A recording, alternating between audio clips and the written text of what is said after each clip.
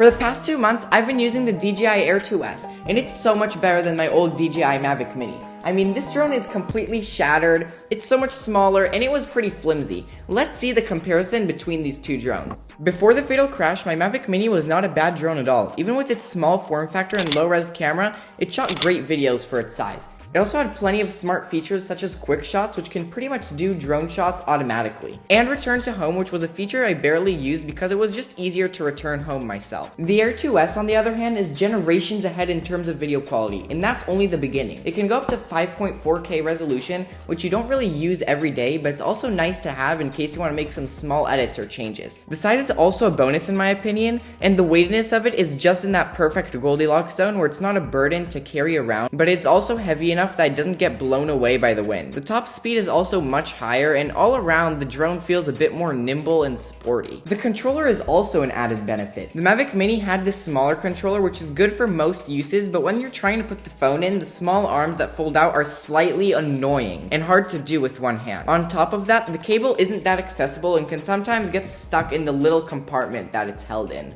With the new DJI controller, they've definitely fixed a lot of the problems that the old one had. It's quick and easy to deploy the phone holder, and the upgraded grips on the back of the controller make it easier to carry on long hikes. The fact that it has more buttons on it and more commands that can be done without fiddling with the settings on the screen, it saves a lot of time, and I really enjoy the customizable function button for any command I need to do. Plus, there's no antennas that you can accidentally fold in or damage, and it's overall a better, weightier, and higher quality controller. The battery life of the drones are relatively similar, and the DJI Air 2S definitely does beat the Mavic Mini, but it's a small chain. The actual capacity of the Mini battery is 2,400 milliamp hours, while the other one on the Air is 3,500. I do like that you can slide in a new battery with this quick pinch release system, but it's also 100% a step up from the flimsy plastic flap of the old drone. Now let's test some of the new features on the Air 2S. Active shots, point of interest, and spotlight are some of the flagship features on this drone. With active track, you can follow any subject from behind or from the side with extreme precision.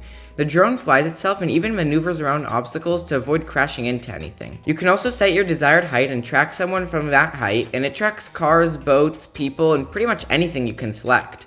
Point of interest, on the other hand, keeps your subject in the middle of the frame while circling around the subject in any direction and at any speed. You're also allowed to choose the amount of distance you want the drone to be from the subject, and it will stay that way. Spotlight is the most manual feature of all the three. The only thing it does is it keeps the subject in frame, and you can fly the drone however you want.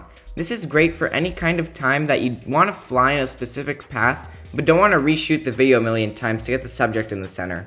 Another thing that I love about this drone is night photography. I mean, this drone is so good during the nighttime, and it can basically take photos and videos at full resolution while still being able to see everything during the night. I mean, it can see all the colors, all the lights, and it's just amazing. You'll be seeing things in full quality, and it's all up in the sky.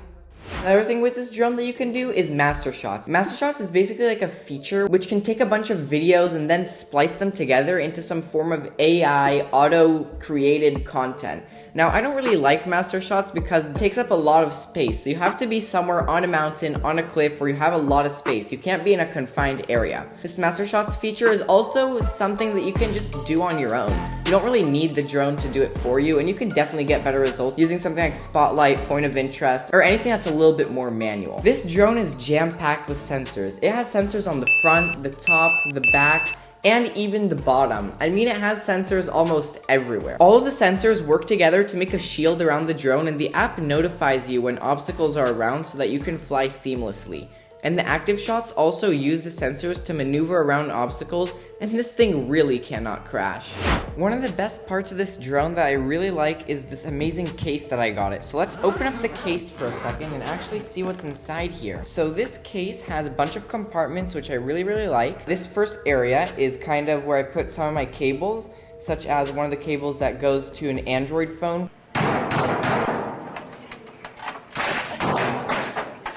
For the remote controller, and I also have my micro SD card adapter here, which I will show you in a second.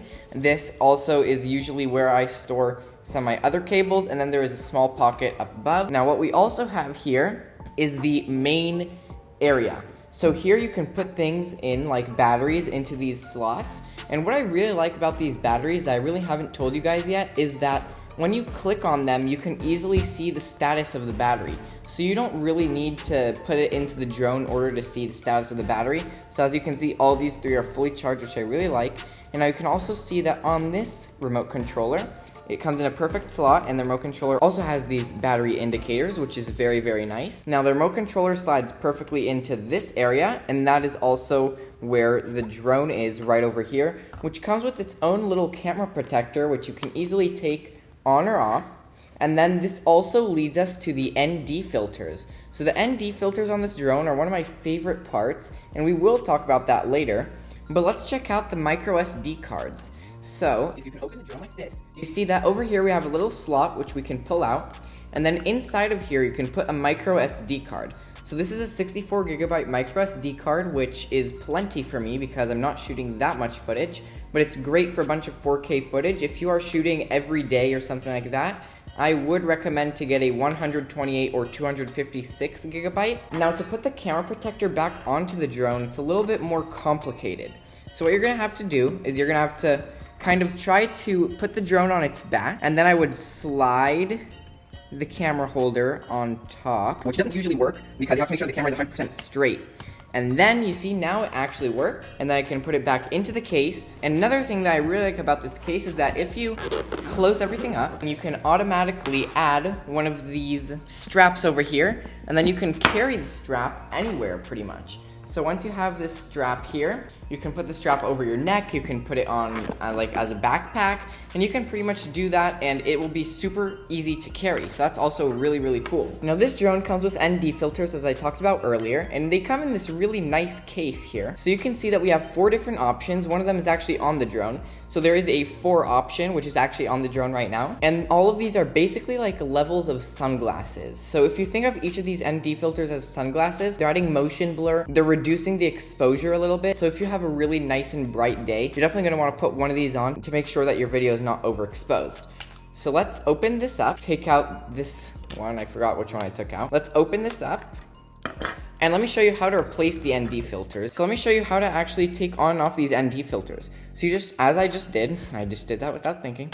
So as I just did, you can just slide this off, and then once you put a new one on, and this is one of the hardest parts, you have to actually put this on, just like this, slide it all in, and then it's not gonna really slide in like this. A lot of people, and me especially when I started, I tried to push really, really hard to get that in. It's not gonna work. So what you have to do is you have to squeeze in on both sides, then twist. Wow. And that's gonna be slightly easier. It is pretty hard and kind of a little bit harder than it needs to be to put those on, but I guess that's for safety measures because this thing is literally flying 40 miles per hour in the air. So, I mean, it needs to be pretty safe. The DJI Air 2S is such a great drone for everyone. Pros, beginners, intermediates, I mean, everyone can use this drone, and it's just amazing. Thank you so much for watching. My name is Gur Haskel. Please subscribe, and I'll see you in the next video. What?